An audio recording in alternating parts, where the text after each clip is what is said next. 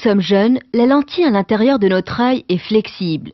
Lorsque nous concentrons notre vision sur des objets peu distants, les muscles à l'intérieur de notre œil se contractent puis se relâchent pour changer la forme en concentrant l'énergie sur la lentille cornéenne. En prenant de l'âge, généralement vers la quarantaine, la lentille devient moins flexible et commence à perdre sa capacité à modifier la forme.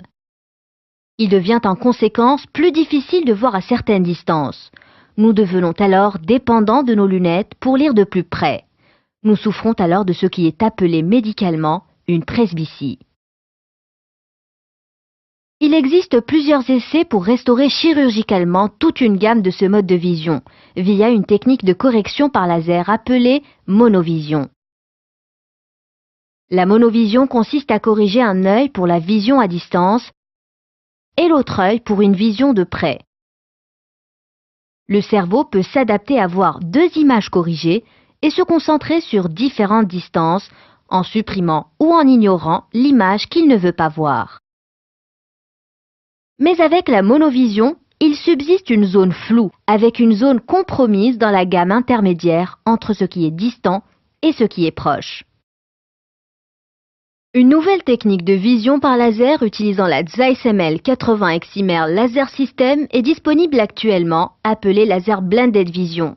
Elle est basée sur les principes de la monovision traditionnelle, combinée à un front d'onde fondé sur l'optimisation de la forme cornéenne qui élimine pratiquement cette zone intermédiaire floue.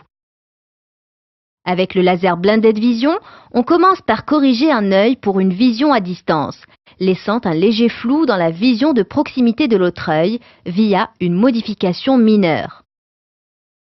Ceci est fait pour créer plus de profondeur de champ pour chaque œil avec en chevauchant une zone intermédiaire de vision claire. Créer une zone mixte de vision signifie que les patients peuvent avoir moins de disparité sur leurs deux yeux, contrairement à ce qu'ils auraient eu avec la technique traditionnelle de la monovision. Beaucoup moins de suppression est requis par le cerveau, la vision mixte par laser étant mieux tolérée par la plupart des patients.